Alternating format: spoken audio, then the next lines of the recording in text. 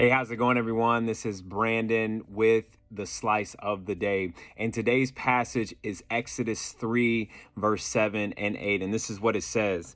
It says, "Then the Lord said, I have surely seen the affliction of my people who are in Egypt, and have heard their cry because of their taskmasters. I know their suffering, and I have come down to deliver them out of the hand of the Egyptians, and to bring them up to a good and broad land, a land flowing with milk and honey, to the place of the Canaanites, the Hivites, the Amorites, the Perizzites, the Hivites, and the Jebusites." I love this passage because it's packed with so much. This is the famous revelation of God to Moses. Moses is receiving the call of God for his life. He is stepping into what he is on the earth to do. He's stepping into his destiny, into his purpose. But I want you to notice and pay attention to the nature of this moment and the call that Moses is answering.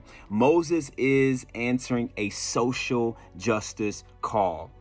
Yeah, this is a moment where God is speaking to Moses, and God is saying, I have seen the systematic oppression of my people. I have seen the social issue that my people are currently in, which is systematic oppression, slavery. I've seen their taskmasters abuse them. I've heard their cries. I've heard their prayers. Their prayers have entered my heart and penetrated my heart, and I am here to bring them into a new and thriving situation, a new and thriving structure and system, one that benefits them, one that includes them, one that will be flowing with milk and honey.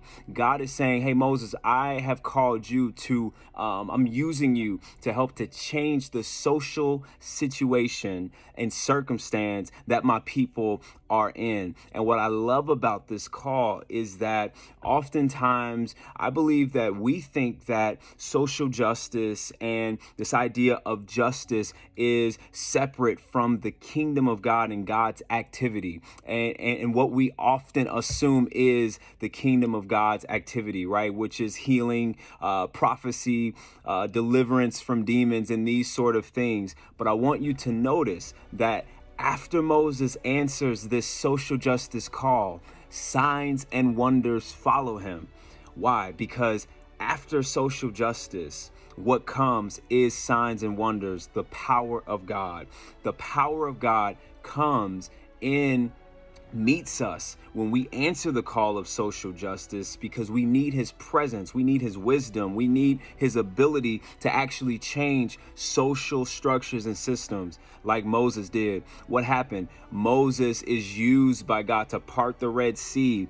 You know, the cloud leads them through the wilderness. The fire leads them through the wilderness. They're fed supernaturally. All of this supernatural activity follows Moses. And even in Egypt, Moses is the leader of this exodus from oppression, and God's power anoints him. And this is what the kingdom of God does. Social justice is actually the kingdom of God in action. And God is, in my opinion, he is raising up a generation, a group of people that are coming alive to this idea that, wait a second, I am alive for such a time as this to change social situations that are happening. God has put me on this earth to impact society in a deep and meaningful way. And as we step into this call and embrace it, God will anoint us with his power, with his supernatural wisdom. He'll give us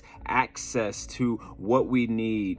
And what I want to do is I want to encourage you to look around you and to look at what's happening in our world today. There's systematic oppression happening right now, but God is shining a spotlight on it. He is raising up the church. He's raising up people right now, giving them a heart, speaking to them. And he's saying, hey, if you answer this call, if you're willing to step in and engage and to say yes, just like I met Moses with my power, just like I anointed Moses to do what he could not naturally do on his own, so will I send you with my power as well. Hope you have a blessed day.